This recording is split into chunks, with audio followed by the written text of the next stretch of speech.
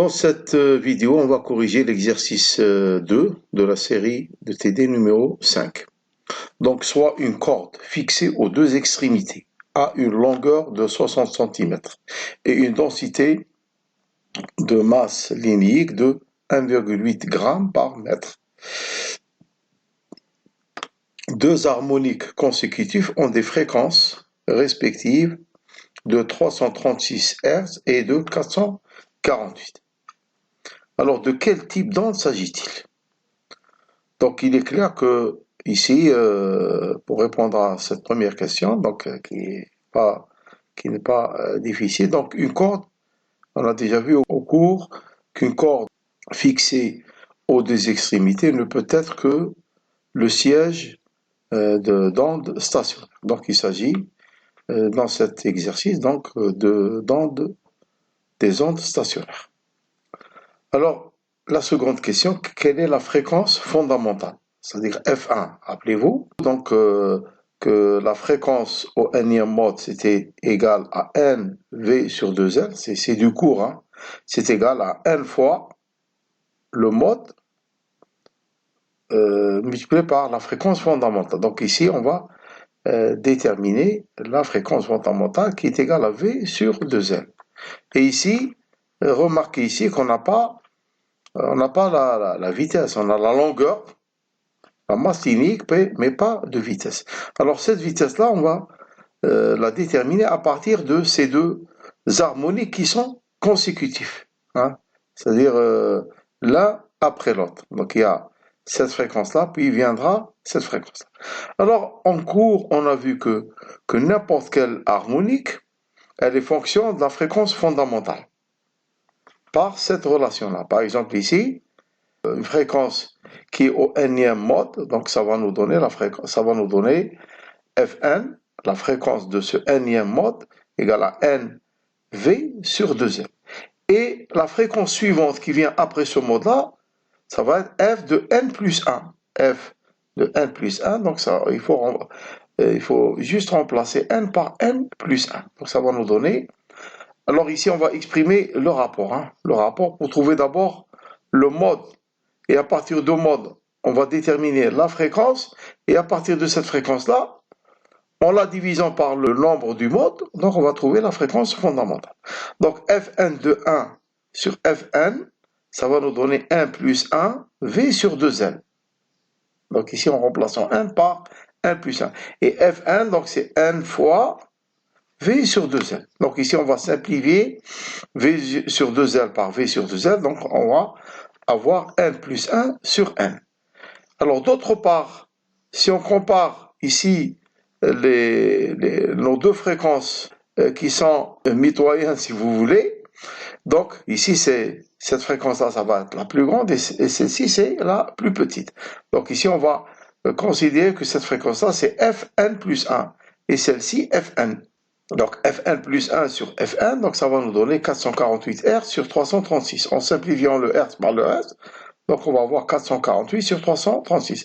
Donc ce calcul-là, il ne faut pas l'effectuer, il faut juste faire des simplifications et laisser, c'est-à-dire une fraction en nombre entier. Donc ici, nous allons avoir, après simplification, nous allons obtenir ici 4 sur 3. Et 4 sur 3, c'est quoi? Le numérateur 4, c'est 3 plus 1. Donc ici, on vient d'obtenir, en comparant ce résultat-là avec celui-ci, donc il apparaît clairement que n ici, c'est le troisième harmonique. Ces deux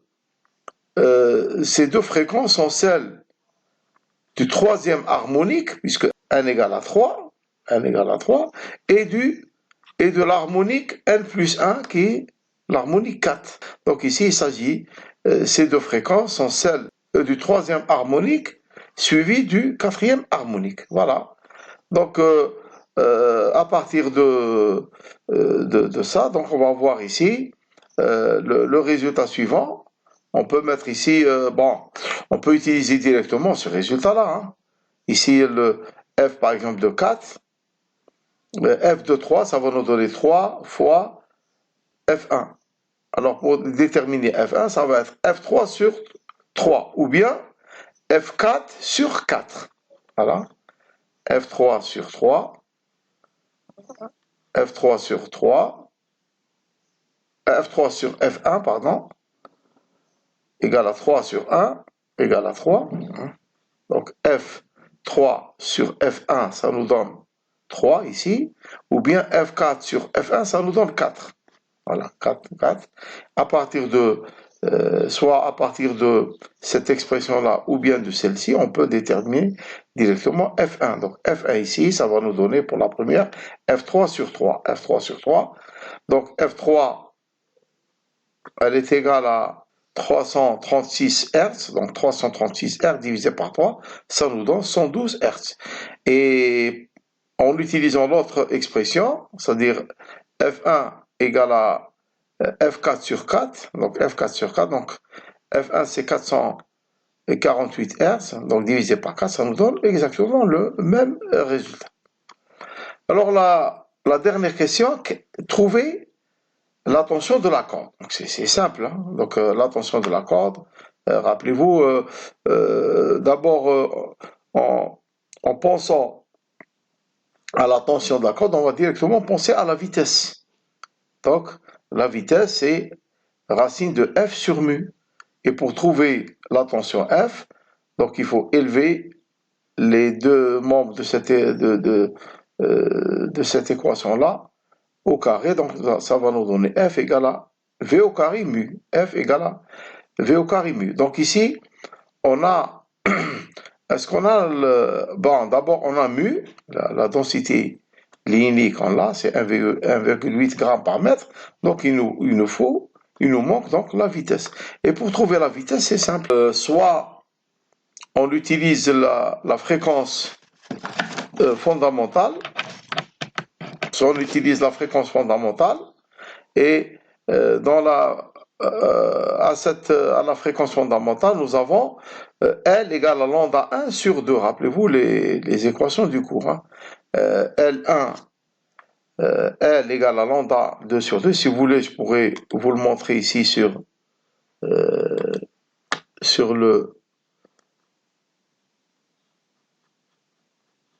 un dessin ici, que j'ai, voilà, ici. Donc le fondamental, c'est celui-ci. Et pour celui-ci, nous avons lambda 1 égale à 2 fois L. Ou bien L, ici c'est une demi-sinusoïde. Donc L égale à, cette demi-sinusoïde est égale à lambda 1 sur 2, la moitié de la longueur d'onde. Donc ici, on va revenir à notre exercice. Là, donc lambda 1, donc c'est 2L, puisqu'on a la longueur L, elle est égale à 60 cm. Donc, soit on la laisse en centimètres, soit on la convertit en mètres. Donc, on la convertit en mètres, ça va 0,6 fois 2, donc 1,2 mètres. Et lambda 1, elle est liée à la vitesse V. Hein. Donc, ici, on pourra soit utiliser cette expression-là, soit utiliser une autre. Bon, je vais vous la montrer après ceci. Donc, lambda 1, ça va être égal à VT1, et VT1 c'est V sur F1. Et V donc, ça va être lambda 1 multiplié par F1. Donc F1, on l'a déjà trouvé, c'est 112 Hz, et lambda 1 égale à 1,2 mètres. Voilà qu'on vient de calculer ici, donc ça va nous donner 134 mètres par seconde. Alors, en remplaçant mu par son expression, il faut d'abord la convertir en kilogrammes par mètre, hein, donc c'est 1,8 10 puissance moins 3 kg par mètre. Et puis ici, elle est en mètres, elle est exprimée dans le système international, donc il faut la laisser ainsi pour directement trouver la tension en newton. Alors, pour ce qui est du calcul de la vitesse, par une autre expression. Donc il y a une expression très simple qu'on a utilisée en cours, donc je vais pas la redémontrer, mais juste vous la montrer, c'est, bon, ici par exemple, hein, F1 égale à V sur 2L, tout simplement. F1 égale à F1 égale à V sur 2, donc directement F1 égale à 1 sur 2L, racine de F sur mu. Donc ici, en élevant 1 sur 2L fois racine de F sur mu en l'élevant au carré, est égal à F1 carré Et directement, nous avons directement là la tension F qui va être égale à 4L carré fois mu fois F1 au carré. Donc, ici, donc, vous pouvez également utiliser donc, directement F1 au lieu de déterminer lambda, puis la vitesse et la remplacer ici pour trouver donc la tension F. Donc, vous avez de tas d'expressions. Il faut juste savoir les manipuler. Merci de votre attention.